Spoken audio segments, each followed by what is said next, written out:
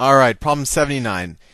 What is the domain of the function shown on the graph below? And that sounds like a fancy word, but a function is just a rule. It's just a rule that maps from one set of numbers to another. And the set of numbers that it maps from is the domain, and the set of numbers that it maps to is the range. So if this is a set of numbers, the domain, this is a set of numbers, the range. The function tells us how do we get from this number, someplace in the domain, to that number, someplace in the range, right? So in general, the domain is all the numbers for which this mapping or this function is defined. So in this example, oh boy, no, there's not enough space. Let me copy and paste it at the bottom of this thing. Now I have enough space.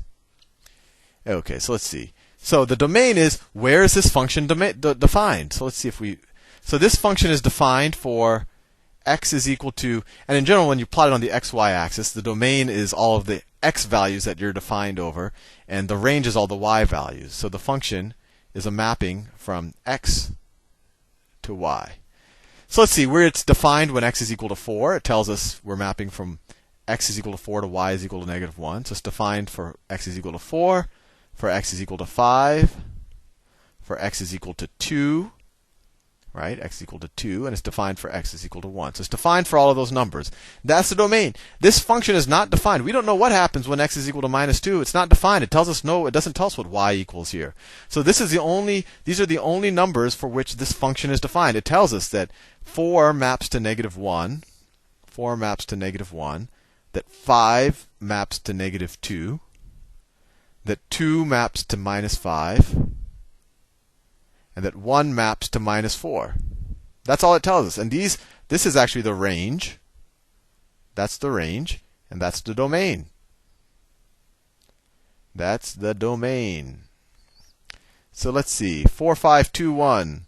4, 5, 2, 1, right? This is the domain. That's the set of all numbers for which the function is defined. This -1, 2, 5, and 4, this is the range right here. Right here. Choice B is the range. All right. I think we're on the last problem. This is going to be a lot of cutting and pasting. I don't know if it's going to fit. I have to shrink it. Okay. They said, which of the following is not a function? That's fascinating. Okay. I've copied it. And now I have pasted it, and it did all barely fit on this page. So which is not a function? And remember what I said in the beginning. I don't have space below here. Let's think about what a function is, and then we can look at the graph and it becomes. So a function is a mapping from one set to another, from set A to set B, where A is the domain and B is the range. And this is the important thing to realize about a function. So if this is set A, and if this is set B, that for any value in set A, it only maps to one value in set B. You cannot have this. You can't have one value in set A going to this value and going to another value. So let's see which of these. So that would not make it a function. You can't have one. If we say x is the domain, if this is the set of all values that we can put into x, and this is all the set of values that go into y, or that can be y, then one value of x can't produce two values of y, right? You can have it the other way around. You can have two different values of x producing the same value of y. And we'll think about what that is. So let's see. That's completely valid. Like you could have two numbers. When x is equal to 2 and x is equal to 7, you can still have y equaling the same thing. But you can't have x equal, say this is x is equal to 5. You can't, x equals to 5 could be y is equal to 7, or x is equal to 5 could be y is equal to 8. We don't know that. So let's see. Let's think about how we can visually think about this. So here, for every value, and for every value of x, we only have one definition for y, right? And people often call that the vertical line test.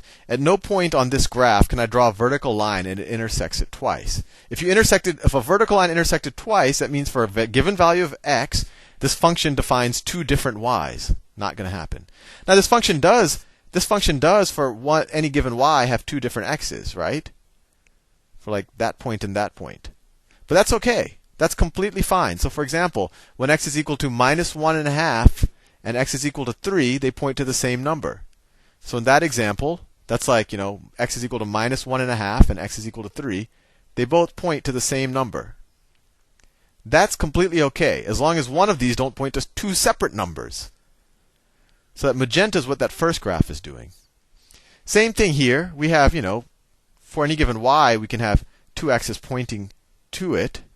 But for the vertical line, and this is fine. That's completely fine for a function. Now, when we talk about function inverses, well, I don't get too complicated. That's completely fine. But if we do the vertical line test, at no point can we draw a vertical line and get, for any given x, two separate y's.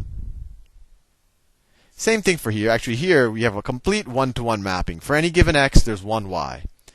And I think here it should be clear that if I were to draw a vertical line, let's say right there, I have for one x, let's say for x is equal to 2, there's two. Actually, let's do it more interesting. For x is equal to 1, for x is equal to 1, it has two definitions. Oh, even better. For x is equal to 0, y could be minus 2 or plus 2.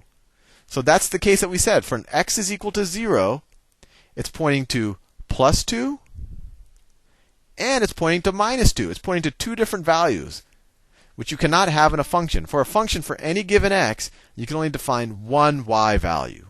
So this relation is not a function, D. Next question. I think this is the last. Gets a page on its own. Oh, that was the last question. Did I skip a problem? See, that was 80. Oh, I did 79. Oh, that's it. We're all done. All right. See you soon.